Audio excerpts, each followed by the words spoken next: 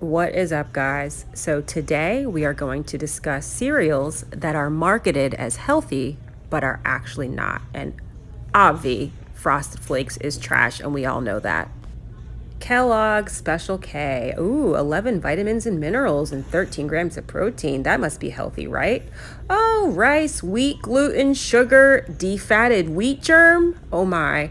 Cashy. That's known as the crunchy, healthy brand. Organic. Cane syrup. I see in Kashi Crush. Go Crush. 10 grams of protein, but peanut butter high in aflatoxins. Peanut butter is garbage. All right, well, let's see what's inside. Soy flakes, that's the first ingredient? Oh my gosh. Expeller pressed canola oil. Garbage. Oh, ratio keto friendly. It's keto, so it's healthy, right? Ooh, yeah. Low carb. Soy protein isolate is the very first ingredient. I don't even want to know the rest.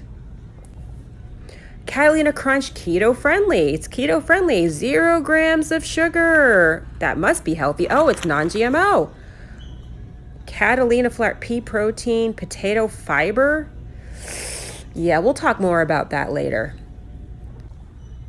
Kind bars. Oh, they're just so healthy. That's what everyone eats, right? Almonds are good. Coconut's good. Honey is good. Glucose syrup? Okay.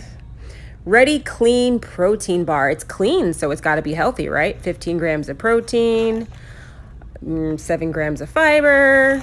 Let's see what's inside. Soy protein crisp is the first ingredient. Don't even get me started. I don't even want to know the rest.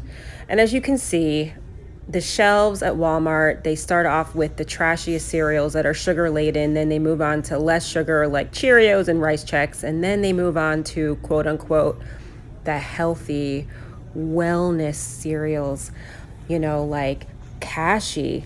That's healthy. Keto. They use these buzzwords to entice people into thinking that it's healthy. They greenwash is what you call them. Nature's Path organic. It's got the non-GMO label and the USDA organic label, so surely it's healthy, right? No, don't be fooled. Don't be fooled, people. Cane sugar is the second ingredient.